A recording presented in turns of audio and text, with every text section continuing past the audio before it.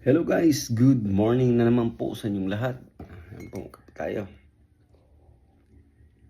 Ayan, kung nakita nyo, naka-outfit na naman po ako para pumunta sa aming bukid na aking pagtatamnan at magbubungkal na naman po ng kamote. Dahil meron na naman pong mga nag-order na kailangan pong mabigyan, madeliveran. Yan.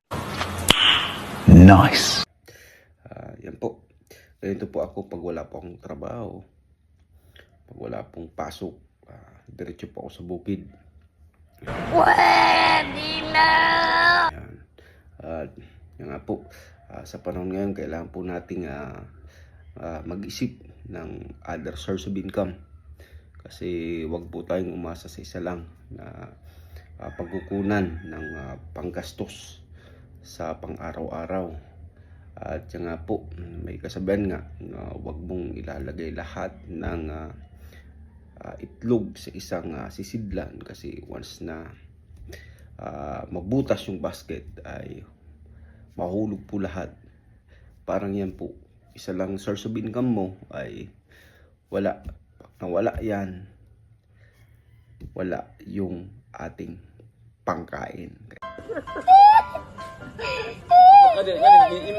Kaya kung dapat palagi tayong may iba pang pagkukunan ng panggastos ng income, ilagay mo lahat yung mga itlog sa other basket para kung butas man yung isa, may another ka pang pagkukunan ng inyong pang araw-araw na gastusin. Yan.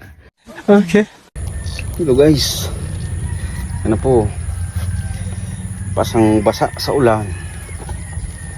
Yan. Ang dumi na. Ang aking kamay. Pero okay lang po yan. Yan.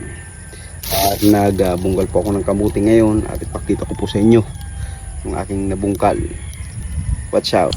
Dito na guys ang aking nabungkal. Nakamuti ngayon. Lawak pa po niyan. Kada apat na ano pa lang po ako. Linya. Ito po ang aking nakuha. You know.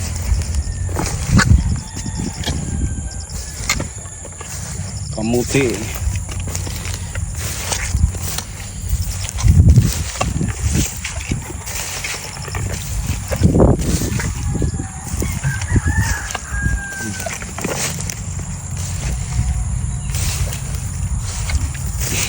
Kamuti guys, pagod na lang magbungkal. Sakit sa kamay, kangalay.